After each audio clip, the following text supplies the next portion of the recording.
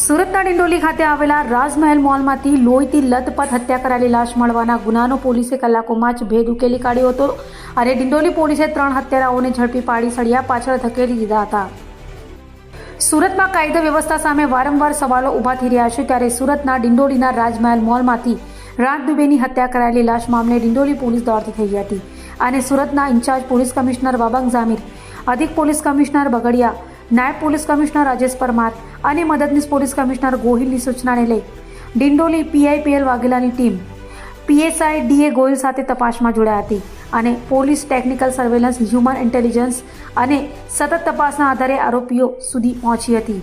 પોલીસે રાજ દુબેની હત્યા મામલે 3 આરોપીઓ જયેશ ઉર્ફે ઝેમીઝ, હિતેશ અને પ્રશાંતની ધરપકડ કરી પૂછપરછ કરતા આરોપીએ જણાવ્યું હતું કે પૈસાની લેતી દેતી અને જૂની અદાવતને કારણે હત્યાનું કાવતરું ઘડાયું હતું, જેથી ડિંડોલી પોલીસે હત્યારા જેમીઝ ભરત વૈષ્ણવ, હિતેશ મનોજ કટિયાર અને પ્રશાંત પવન બાસીની ધરપકડ કરી સળિયા પાછળ ધકેલી દીધા હતા. તારીખ 11/7/2026 રોજ ડિંડોલી પોલીસ સ્ટેશન વિસ્તારમાં આવેલા રાજમહલ મોલમાં એક રાજ અજય દુબે કરીને એક છોકરો હતો, ઉંમર વર્ષ એની 20 હતી. એના ખૂન બાબતે એક અનડિટેક ખૂનનો ગુનો ડિંડોલી પોલીસ સ્ટેશનમાં દાખલ કરવામાં આવેલો હતો. ગુનાની ગંભીરતાને ધ્યાને લઈ અને ખૂન જેનું થયેલું હતું 20 વર્ષનો છોકરો હતો, એ બધી બાબતોને ધ્યાને લઈ અને સુરત શહેરના માનનીય પોલીસ કમિશનર શ્રી વાબંગ ઝામીર સાહેબ, સેક્ટર 2 સાહેબ, નાયબ police commissioner zone 6 Rajesh Parmar સાહેબની સૂચના અને માર્ગદર્શન હેઠળ ડિંડોલી પોલીસ સ્ટેશનના પીઆઈ શ્રી વાઘેલાના નેતૃત્વ હેઠળ 3 અલગ અલગ ટીમો બનાવવામાં આવેલી અને એ ત્રણે અલગ અલગ ટીમોને કામની સોંપણી કરી અને ગુનો ડિટેક્ટ કરવા અને આમાં જે સંડોવાયેલા આરોપીઓની શોધી અને ધરપકડ કરીને આગળની કાયદેસર કાર્યવાહી કરવા માટે જરૂરી બ્રીફ કરવામાં આવેલા હતા.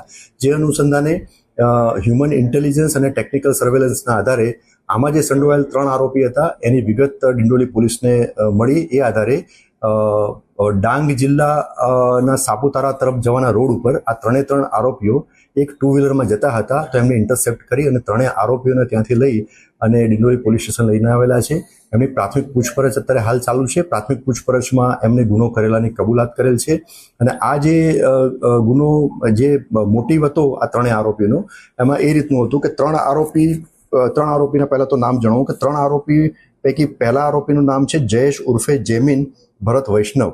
એની ઉંમર વર્ષ છે 20 અને એ સાઈ દર્શન રેસિડેન્સી ડિંડોલી વિસ્તારનો રહેવાસી છે. બીજા આરોપીનું નામ છે હિતેશ ઉર્ફે સોનુ મનોજ કટિયાર. એની ઉંમર વર્ષ 19 છે.